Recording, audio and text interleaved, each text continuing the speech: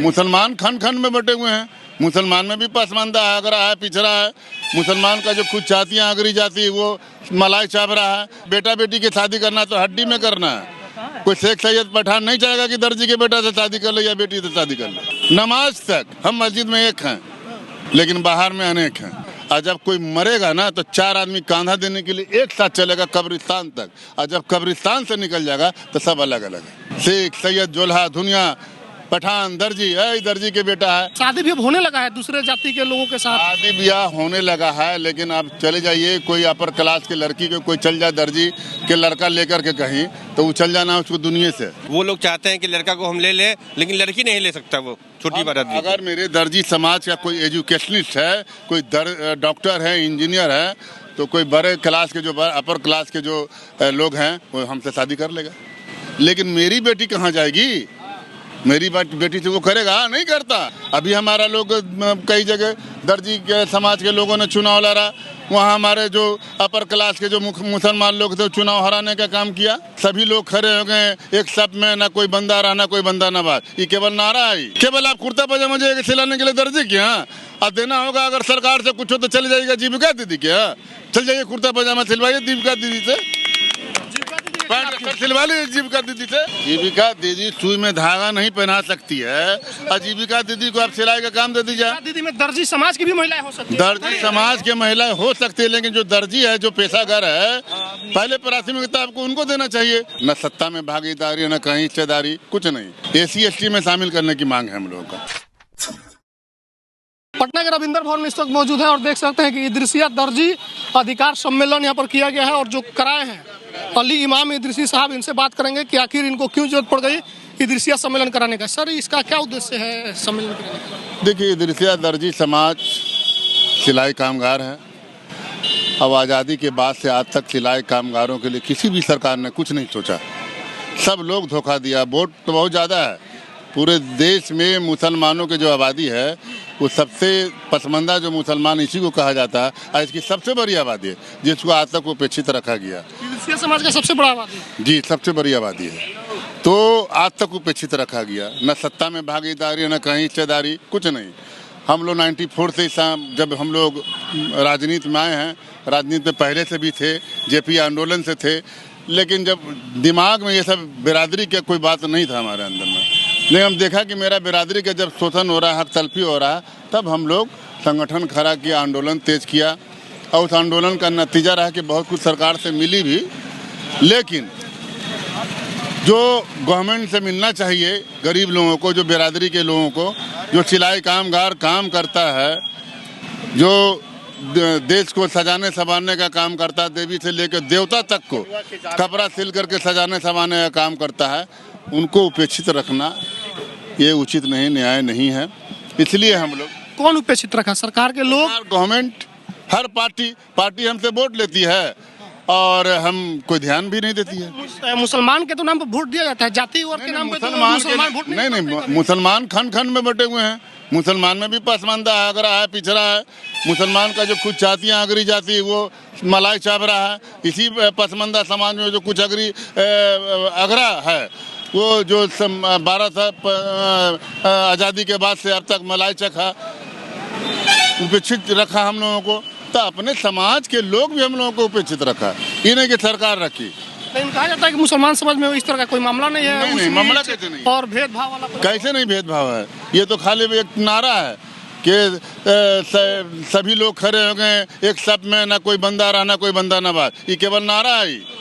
लेकिन बेटा बेटी की शादी करना तो हड्डी में करना है। कोई शेख सैयद पठान नहीं चाहेगा कि दर्जी के बेटा से शादी कर ले या बेटी से शादी कर ले। कहाँ ऐसा है? कुछ नहीं है, केवल नारा है। ये तो सब वाली तो बात ठीक है कि सभी लोग साथ में नमाज पढ़ते हुए, शादी विवाह में नमाज तक हम मस्जिद में एक हैं लेकिन बाहर में अनेक हैं। शेख सैयद जोल्हा दुनिया पठान दर्जी है, दर्जी के बेटा है।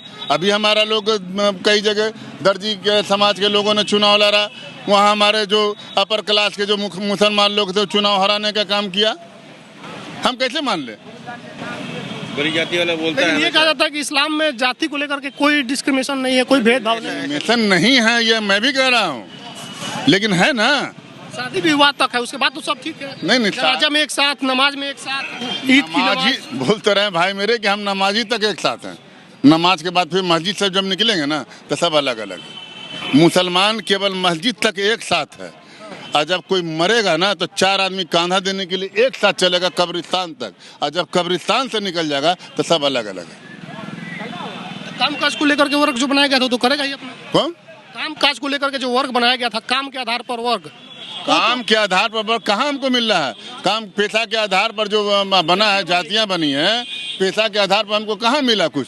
दर्जी को मिलना चाहिए, आपका कपड़ा सिलने का काम करता है, लेकिन हम लोगों को आप ही लोग उपेक्षित रखते हैं। पत्रकार बंधु लोग भी उपेक्षित रखते हैं। पत्रकार को चाहिए कि हम लोगों को मामला को हाईलाइट करे। कहाँ को आप बुलाए भी नहीं है? नहीं, हम इन्विटेशन नहीं दिए। बहुत अच्छी बात है, हम बधाई देना चाहें कि आप आए हैं, मेरे लिए आए हैं, हमारे समाज के उत्थान समझने के लिए आए हैं कि आखिर दिक्कत कहाँ है, क्योंकि अब प्रधानमंत्री मोदी भी पसमानदा की बात करने लगे हैं। पसमानदा की बात अब करने, लेकिन पसमानदा को मुख्य धारा में जोड़ने की तो बात करें, वो जोड़े तो तब तो हम समझेंगे। अगर ये पसमानदा की बात करते हैं, हम लोगों का डिमांड है दस्तकार दर्जी आयोग भारत सरकार बना दे, दर्जी विकास वित्त निगम बना दे, इदरिसिया दर्जी को सत्ता में भागीदारी दे, हम चलेंगे प्रधानमंत्री के पीछे। तो अंसारी लोग भी हैं, दुनिया लोग हैं, कई लोग हैं जो सब लोग मांग करने लेंगे। तो सब लोग तो है ही हैं, सब लोग, दुनिया भी सत्ता में है, अंसारी भी सत्ता में रहा, सत्ता में आज़ादी के बाद से लोग। हम कहाँ हैं? हम तो बिल्कुल एकदम नहीं है, न के बराबर, कहीं ये नहीं है। तो एक जागरूकता है कि क्या है? जागरूकता है तो जागरूकता कहिए ना, जागरूकता है तब तो 1997 में राबड़ी देवी के शासनकाल में हम लोग मांग किया कि अनक्षर वन में शामिल किया जाए, तो अनक्षर वन में हमको शामिल किया गया।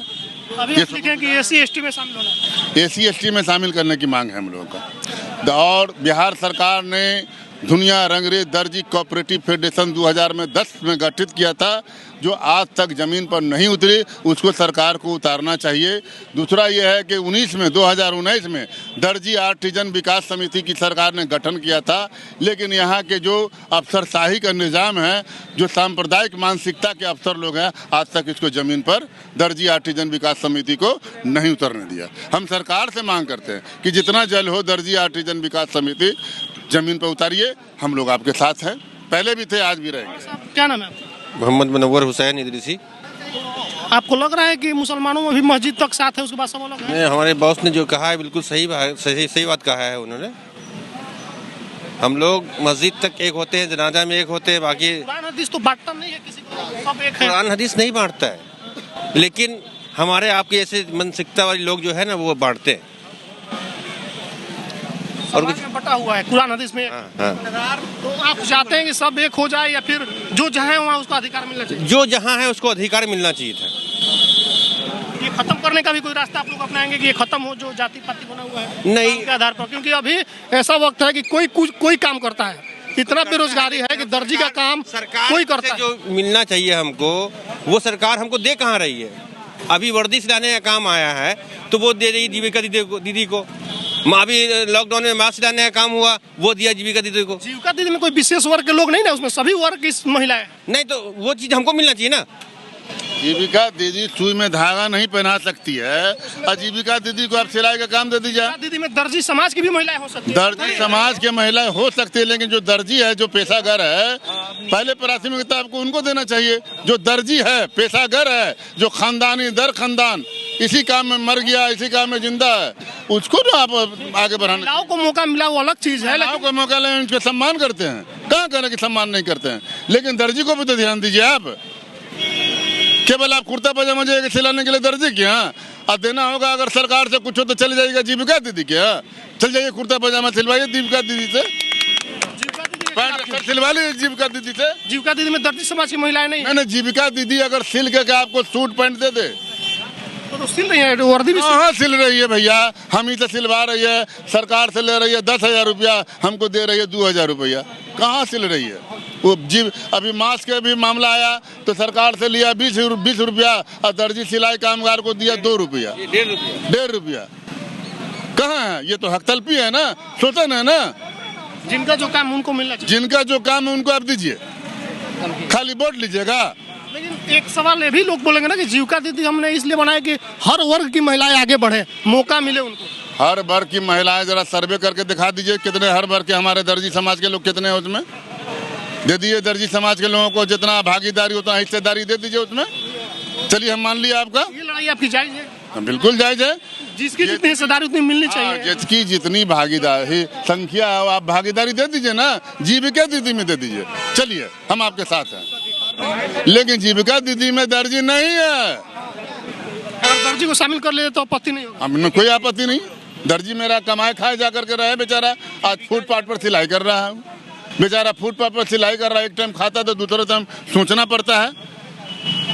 अब आप एक आदमी को माला माल करते जा रहे हैं, दूसरा आदमी भूखे मर रहा है रोड पर। एक आप बोले कि हम लोग मस्जिद तक एक है, मस्जिद के बाहर अनेक हैं, इसका फॉर्मूला क्या है, कैसे ये खत्म हो सकता है? अब तो इसको ऊपर वाला ही खत्म करेगा, हम लोग क्या कर सकते हैं। लोग तो कर रहे हैं, शादी भी अब होने लगा है दूसरे जाति के लोगों के साथ। शादी ब्याह होने लगा है, लेकिन आप चले जाइए कोई अपर क्लास के लड़की को कोई चल जाए दर्जी के लड़का लेकर के कहीं, तो वो चल जाना उसको दुनिया से। शहरों में तो हो रहा है, शादी ब्याह हो रहा है, छोटे गाँव में शादी ब्याह बहुत कम हो रहा हाथ में नहीं है। जो हो रहा है वो कम हो रहा है, न के बराबर है। जो एजुकेशन वाले लोग हैं वो लोग चाहते हैं कि लड़का को हम ले लें, लेकिन लड़की नहीं ले सकता वो छोटी बात। अगर मेरे दर्जी समाज का कोई एजुकेशनिस्ट है, कोई डॉक्टर है, इंजीनियर है, तो कोई बड़े क्लास के जो अपर क्लास के जो लोग हैं वो हमसे शादी कर लेगा।